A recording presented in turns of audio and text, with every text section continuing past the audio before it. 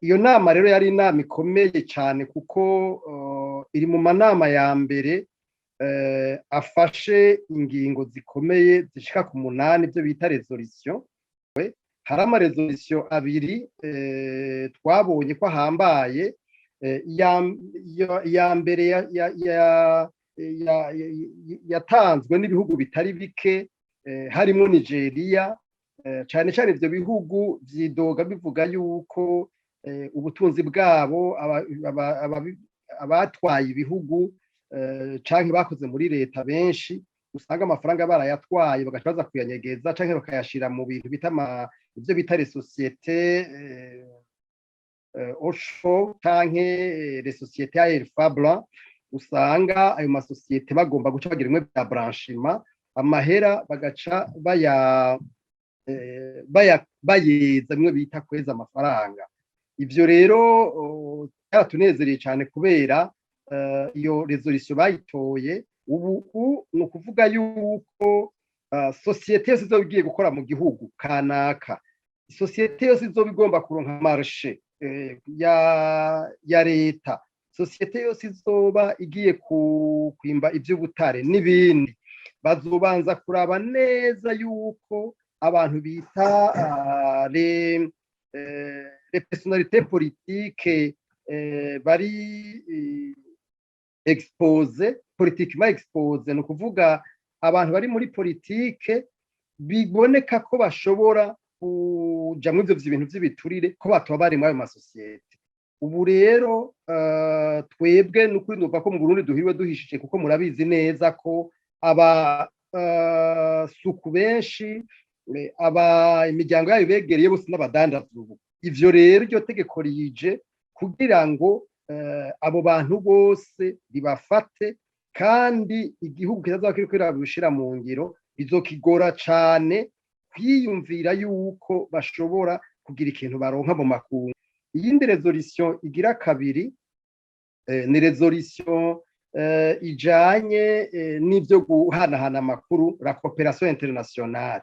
No kuvuga yuko abantu bose bizogaragara yuko bagiye mu ivyo bintu by'ibiturire bazofatirwa ibihano. Murabizi imbere muribuka neza yuko itariki 9 umunsi mpuzamakungu wo kurwanya igiturire, leta z'ubumwe za Amerika zarafatiye ibihano abatwara bari mu bihugu 15 ku isi bamonogoje mu kurya igiturire. Abo bantu barafatiwe ibihano hamwe n'amashirahamwe yitwa ko aja mu ivyo bintu by'ibiturire. Ni ukuvuga rero ibintu biriko birahinduka cyane ku isi, ku buryo abantu biyumvira yuko bashobora kuza bararya imitsi y'abanyagihugu n'igihugu, ko ibisaka byabo byahiye. Uburundi buzokunguka ibitari biki gihe bworamuka bwikubisa gashi bukaja mu ntumbero y'abandi. Mu bisanzwe amanegociation ingenaba dufatiye nk'aya maresolution yatowe biba mu bintu bita les groupes régionaux.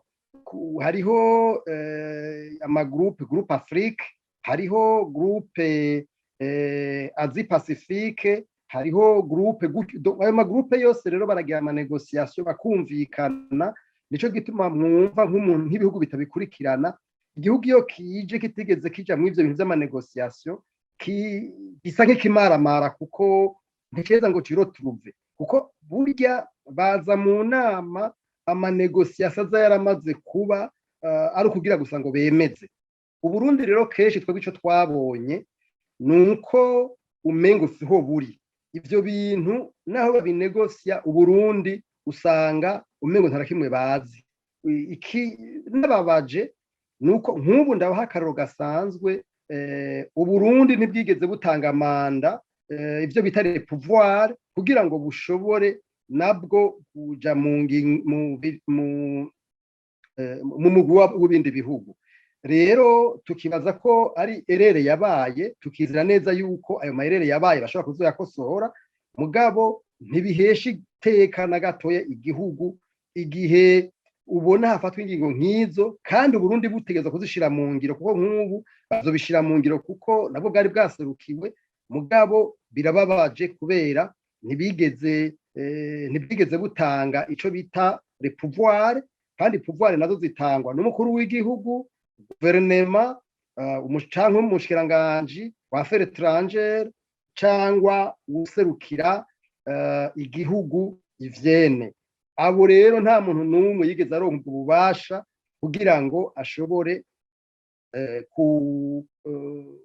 kuronka izo pouvoir, ubwo bubasha bwo gutuma nawe afata ijambo kw'izina ry'igihugu. Rero twebwe tukavuga tuti vyoba vyiza igihugu c'u Burundi kiramutse gishize mu ngiro ibi, kuko kitagishize mu ngiro kuko ariko ndabivuga bizokigirira ingaruka mbi, kuko murumva ko atari ibintu biraba umuntu. Iyo resolution nk'izi zitowe, murabizi igere muri ONU bakora, iyo resolution nk'izi zitowe ni ukuvuga yuko ni executoire zigomba kuja mu ngiro, kandi biragirira akamaro ibihugu biba biriko birabishira mu ngiro.